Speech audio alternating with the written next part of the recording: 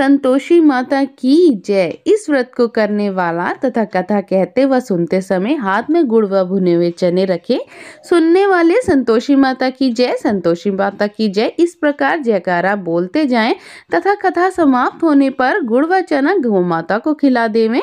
कलश पर रखा हुआ गुड़ चना सबको प्रसाद के रूप में बांट दे। कथा से पहले कलश को जल से भर ले, उसके ऊपर गुड़ और चने से भरा हुआ कटोरा रखें। कथा समाप्त होने पर आरती होने के बाद कलश के जल को घर में सब जगहों पर छिड़के और बचा हुआ जल तुलसी की क्यारी में डाल देवे।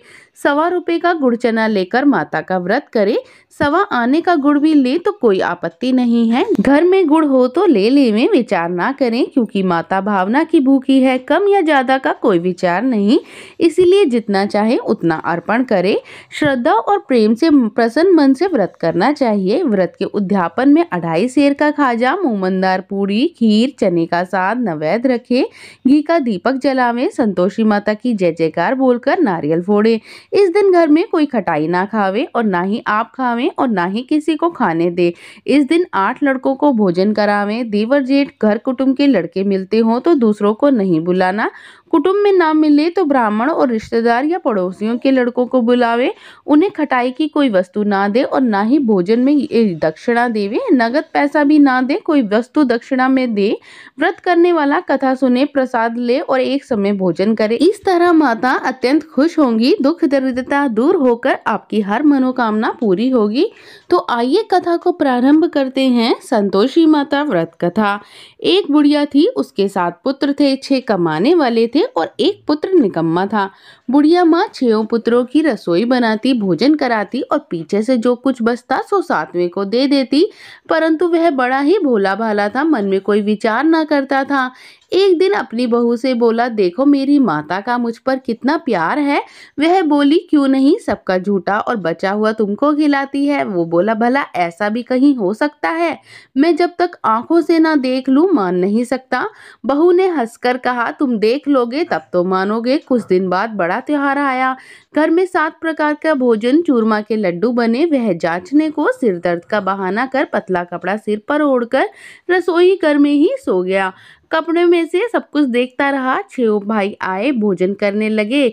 उसने देखा कि माँ ने उनके लिए सुंदर सुंदर आसन बिछाए हैं, 7 प्रकार की रसोई परोसी है और वह आग्रह करके जमाती है। वह देखता रहा। 6 भाई भोजन करके उठ गए और माता ने उनकी झूठी थालियों में से लड्डुओं के टुकड़ों को उठाया।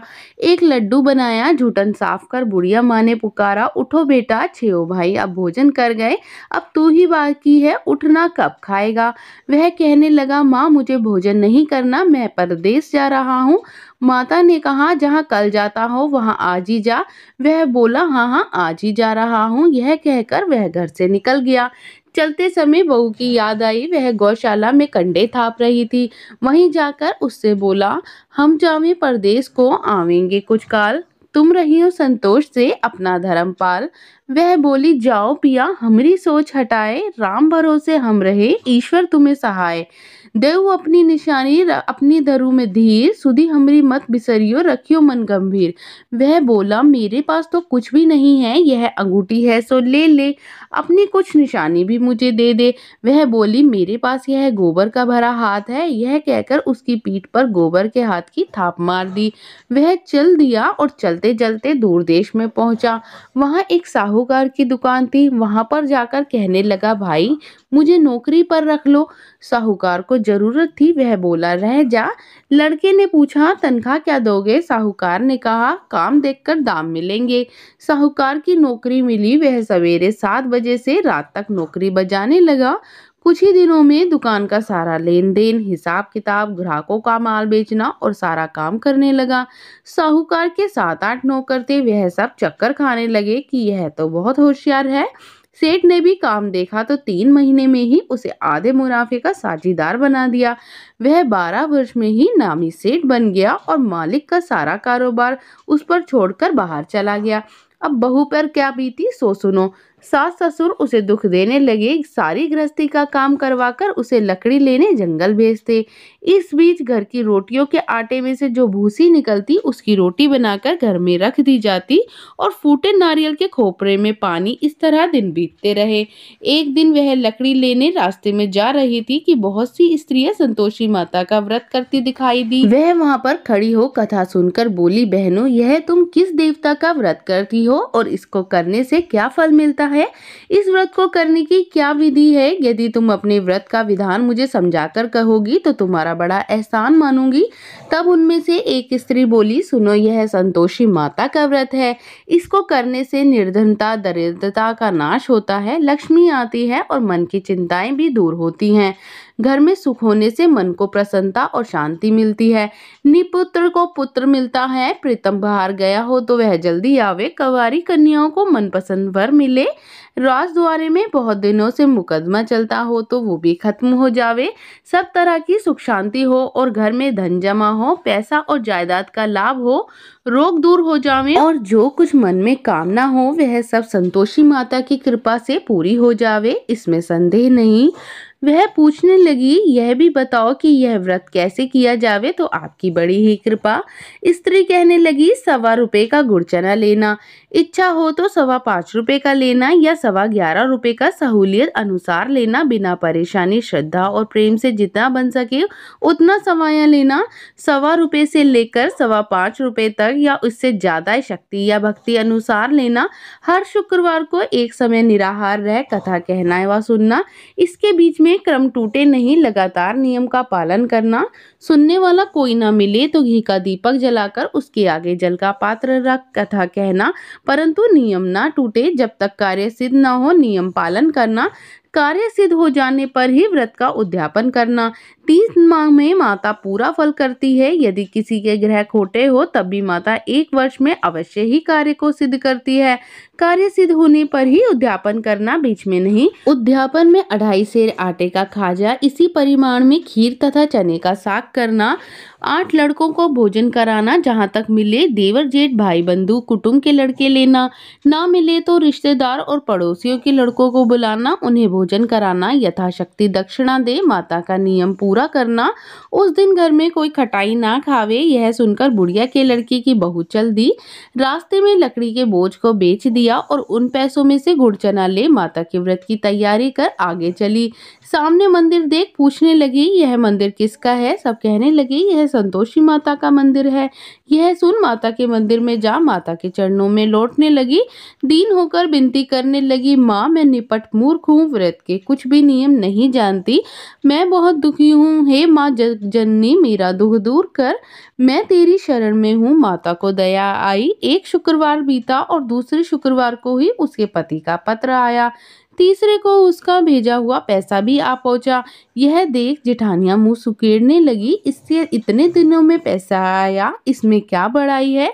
लड़के भी ताने देने लगी कि काकी के पास अब पत्र आने लगे हैं, रुपया आने लगा है, अब तो काकी की खातिर बढ़ेगी, अब तो काकी बुलाने से भी नहीं आएगी। बेचारी सरलता से बोली, भैया, पत्र आवे रुपया आवे तो यह सबके लिए अच्छा है। इतना कहकर आंखों में आंसू भरकर संतोषी माता के मंदिर में आ मातेश्वरी के चरणों में गिरकर रोने लगी। बोली, माँ, मैंने तुमसे पैसा नहीं मांगा, मुझे पैसे से क्या काम, मुझे तो अपने सुहाग से काम है। मैं तो अपने स्वामी के दर्शन और सेवा मांगती हूँ। तब माता ने प्रसन्न होकर कहा, जा बेटी, तेरा स्वामी आएगा। वह खुशी से बावली हो घर पे जा पहुंची, घर का काम करने लगी। अब संतोषी माँ विचार करने लगी कि इस भोली पुत्री से मैंने यह कह दिया कि तेरा पति आवेगा, पर आवेगा कहाँ से? वह तो स्वप्न में भी इसे याद नहीं करता, उसे याद दिलाने मुझे ही जाना पड़ेगा। इस तरह माता बुढ़िया के बेटे के पास स्वप्न में जा प्रकट हो कहने लगी, साहूकार के बेटे, सोता है या जागता है? वह बोला, सोता भी नहीं हूँ, जागता भी नहीं हूँ, बीच में हूँ, कहो क्या आ गया है? माँ कहने लगी, तेरा घर बार कुछ है या नहीं? वह बोला, मेरा सब कुछ है माता, माँ बाप भाई बहन बहू क्या कमी है। माँ बोली, बोले पुत्र तेरी स्त्री घोर कष्ट उठा रही है, माँ बाप उसे दुख दे रहे हैं, वह तेरे लिए तरस रही है, तू उसकी सुधि ले। वह बोला, माता मुझे मालूम है, परंतु जाऊं तो जाऊं कैसे। परदेश की बात है, लेन देन का कोई हिसाब भी नहीं, जाने का कोई रास्ता भी नजर नहीं आता, कैसे चला जाऊं।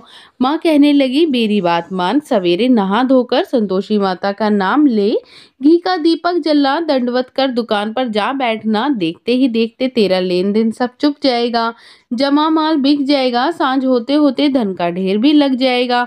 जब सवेरे हुआ तो बहुत जल्दी उठ उसने अपने सपन की बात सब लोगों से कही। सब लोग अनसुनी कर दिल लगी उड़ाने लगे, कहने लगे सपने भी कहीं सच होते हैं। एक बूढ़ा बोला, देख भाई मेरी बात मान, इस प्रकार साथ झूठ करने के बदले देवता ने जैसा कहा है वैसे ही करने में तेरा क्या जाता है। वह बूढ़े की बात मान, स्नान कर संतोषी माता को दंडवत कर घी का दीपक जला, दुकान पर जा बैठा। थोड़ी ही देर में क्या देखता है कि देने वाले रुपया लाए और लेने वाले हिसाब लेने लगे। कोठे से भरे सामानों से खरीदकर नगद दाम में सौदा करने लगे। शाम तक धन का ढेर लग गया। माता का चमत्कार देख प्रसन्न हो मन में माता का नाम ले घर ले जाने के वास्ते गहना कपड़ा खरीदने लगा। वहां काम से निपट कर वह घर को रवाना हुआ और वहां बहू बेचारी जंगल में लकड़ी लेने जाती है। लौटते वक्त माँ के मंदिर में ही विश्राम करती है। वह तो उसका रोजाना रुकने का स्थान था। धूल उड़ती देख माता से पूछती है, हे माता यह धूल कैसे उड़ रही है।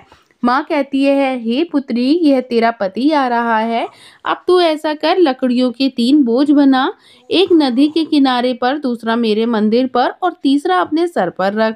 तेरे पति को लकड़ी का गट्ठा देखकर मोह पैदा होगा, वह वहां रुकेगा, नाश्ता पानी बना खाकर माँ से मिलने जाएगा।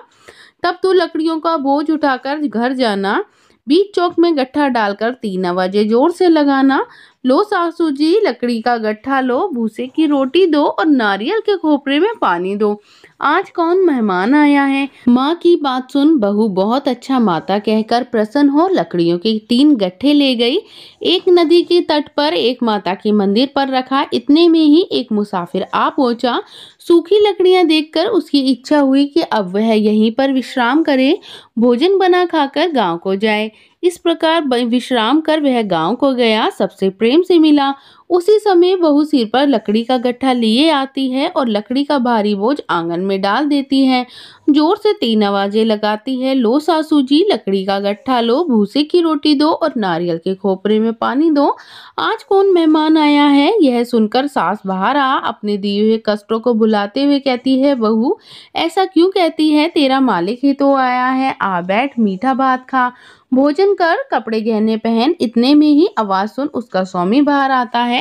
वह अंगूठी देख व्याकुल हो माँ से पूछता है, माँ यह कौन है। माँ कहती है, बेटा यह तेरी बहू है, आज 12 वर्ष हो गए जब से तू गया है, तब से सारे गांव में जानवर की तरह भटकती फिरती है, काम काज घर का कुछ भी नहीं करती और 4 समय आकर खा जाती है। अब तुझे देखकर भूसे की रोटी और नारियल के खोपरे में पानी मांगती है। वह लज्जित हो बोला, ठीक है माँ मैंने इसे भी देखा है और तुम्हें भी देखा है, अब मुझे दूसरे घर की ताली दो तो मैं उसमें रहूं। तब माँ बोली, ठीक है बेटा जैसी तेरी मर्जी, कहकर ताली का गुच्छा पटक दिया। उसने ताली ले दूसरे कमरे में जा जो तीसरी मंजिल के ऊपर था, खोलकर सारा सामान जमाया। एक ही दिन में वह राजा के महल जैसा ठाट बाट बन गया। अब क्या था, वे दोनों सुखपूर्वक रहने लगे।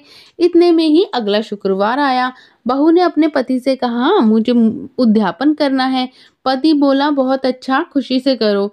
तुरंत ही उद्यापन की तैयारी करने लग गई। जेठ के लड़कों को भोजन के लिए कहने गई, उन्होंने मंजूर किया, परंतु जेठानी अपने बच्चों को पीछे से सिखलाती है, देखो रे भोजन के समय सब लोग खटाई मांगना जिससे उसका उद्यापन पूरा ना हो। लड़के झिमने आए, खीर पेट भर कर खाई, परंतु याद आते ही कहने लगे, हमें खटाई दो, खीर हमें भाता नहीं, देखकर अरुचि होती है। बहू कहने लगी, खटाई किसी को नहीं दी जाएगी, यह तो संतोषी माता का प्रसाद है। लड़के उठ तुरंत खड़े हो गए, बोले पैसे लाओ। भोली बहू जानती नहीं थी, सो उन्हें पैसे दे दिए। लड़के उसी समय जा इमली ला खाने लगे। यह देखकर माताजी ने बहू पर कोप किया और राजा के दूत उसके पति को पकड़कर ले गए। जेठ जेठानी मनवाने खोटे वचन कहने लगे कि लूट लूट कर इतना धन इकट्ठा कर लाया था, सो राजा के दूत पकड़ कर ले गए। अब सब कुछ मालूम पड़ जाएगा जब जेल की हवा खाएगा। बहू से यह वचन सहन नहीं हुए। वह रोती रोती माता के मंदिर में गई। बोली, हे माता, यह तुमने क्या करा? हंसाकर अब क्यों रुलाने लगी? माता बोली, तूने उद्यापन करके मेरा व्रत भंग किया है, इतनी जल्दी सब बातें ही भुला दी। वह कहने लगी, माता, मैं भूली तो नहीं और ना ही कोई अपराध किया, मुझे तो लड़कों ने ही भूल में डाल दिया। मैंने उन्हें भूल से पैसे दे दिए, मुझे क्षमा कर दो माँ। माँ बोली, ऐसी भी कहीं भूल होती है? वह बोली, मुझे माफ कर दो, मैं फिर से आपका उद्यापन करूंगी। माँ बोली, अब भूल मत करना। वह बोली, अब न होगी माँ, अब यह बतलाओ कि वह कैसे आवेंगे। माँ बोली, जा पुत्री, तेरा पति तुझे रास्ते में ही आता मिलेगा। वह घर को चली, राह में पति आता मिला। उसने पूछा, कहाँ गए थे? तब वह कहने लगा, इतना धन कमाया था, उसका टैक्स राजा ने मांगा था, वह भरने गया था। वह प्रसन्न हो बोली, भला हुआ, अब घर चलो। कुछ दिन बाद शुक्रवार आया। वह बोली, मुझे माता का उद्यापन करना है। पति ने कहा, करो, और वह जेठ के लड़कों को बुलाने भोजन के लिए चली गई। जेठानी ने एक दो बातें सुनाई और लड़कों को सिखा दिया कि देखो रे, तुम पहले ही खटाई मांगना। लड़के कहने लगे, हमें खीर खाना भाता नहीं, जी बिगड़ता है, खटाई खाने को देना। वह बोली, खटाई खाने को नहीं मिलेगी, आना है तो आओ। और वह ब्राह्मणों की लड़कों को ला भोजन कराने लगी। यथाशक्ति दक्षिणा की जगह उन्हें एक एक फल दिया और इससे संतोषी माँ प्रसन्न हुई। माता की कृपा से 9वें मास में उसको चंद्रमा के समान सुंदर पुत्र भी प्राप्त हुआ। पुत्र को लेकर वह प्रतिदिन माता जी के मंदिर में जाने लगी। माँ ने सोचा, यह रोज आती है, क्यों ना आज मैं ही इसके घर चलूं, इसका आसरा देखूं तो सही। यह विचार कर माता ने भयानक रूप बनाया। गुड़ और चने से सना हुआ मुख, ऊपर सूंड के समान होठ और उस पर मक्खियां भिनभिना रही थी। दहलीज पर पांव रखते ही उसकी सास चिल्लाई, देखो री, कौन चुड़ैल और डाकिन चली आ रही है, लड़के इसे भगाओ, नहीं तो यह किसी को खा जाएगी। लड़के डरने लगे, चिल्लाकर खिड़की भी बंद करने लगे। बहू रोशनदान में से सब कुछ देख रही थी। वह प्रसन्नता से पगली होकर चिल्लाने लगी, आज मेरी माताजी मेरे घर आई हैं। यह कहकर बच्चे को दूध पिलाने से हाथ हटाती हैं। इतने में ही सास का क्रोध फूट पड़ा। बोली, देखो रण, किसे देखकर कैसी उतावली हुई है, बच्चे को पटक दिया। इतने में माता के प्रताप से जहां देखो वहां लड़के ही लड़के नजर आने लगे। वे बोली, माँ जी, मैं जिनका व्रत करती हूँ यह वही संतोषी माता है। इतना कह झट से सारे किवाड़ खोल देती है। सबने माता के चरण पकड़ लिए, विनती कर कहने लगे, हे माता, हम मूर्ख हैं, अज्ञानी हैं, पापी हैं, तुम्हारे व्रत की विधि हम नहीं जानते, तुम्हारा व्रत भंग कर हमने बड़ा ही अपराध किया है। हे माता, आप हमारा अपराध क्षमा करो। इस प्रकार माता प्रसन्न हुई। माता ने बहू को जैसा फल दिया वैसे सबको दे, जो पड़े उसके सभी मनोरथ पूर्ण हो। बोलो संतोषी माता की जय। योग सिद्ध विधेय जनक को गुरु अष्टावक ने आधे श्लोक में ही सब शास्त्रों का शास्त्र बता दिया।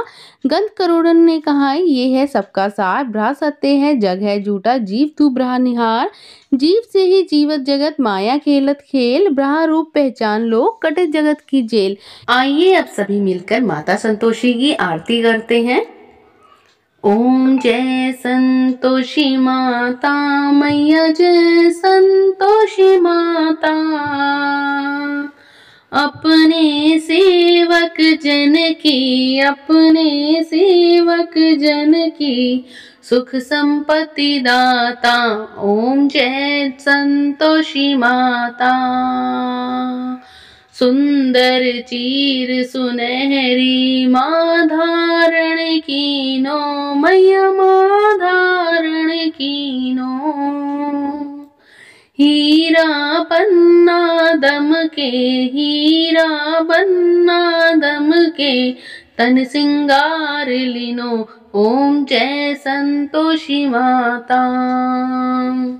गेरू लाल छटा छवि, बदन कमल सोहे, मैया बदन कमल सोहे। मंद हंसत करुणामयी, मंद हंस करुणामयी, त्रिभुवन जन मोहे, ओम जय संतोषी माता। स्वर्ण सिंहासन बैठी चवर ढुरे प्यारे, मैया चवर ढुरे प्यारे। धूप दीप नैवेद्य मधुमेवा भोग धरे न्यारे, ओम जय संतोषी माता। गुण अरुचना परम प्रियता में संतोष कियो, संतोषी कहलाई भक्तन वैभव दियो, ओम जय संतोषी माता। शुक्रवार प्रिय मन्नत आज दिवस सोही, भक्त मंडली आई कथा सुनत मोही, ओम जय संतोषी माता। मंदिर जगमग ज्योति मंगल ध्वनि छाई, विनय करे हम बालक चरणर सिर नाई, ओम जय संतोषी माता। भक्ति भाव में पूजा अंगीकृत कीजे, जो मन बसे हमारे इच्छा फल दीजे, ओम जय संतोषी माता। संकट मुक्त किए बहुधन धन भरे, घर सुख सौभाग्य दिए, ओम जय संतोषी माता।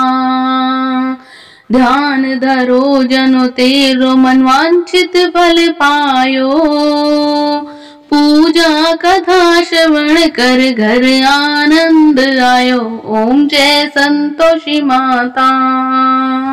शरण गए की लज्जा रखियो जगदम्बे, तू ही संकट निवारे दयामयी मां अम्बे, ओम जय संतोषी माता।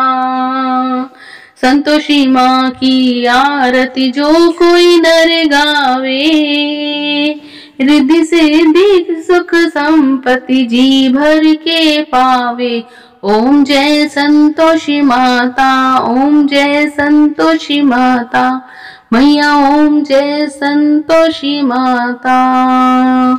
बोलो संतोषी माँ की जय। सभी की मनोकामना पूरी करने वाली मेरी माई की जय।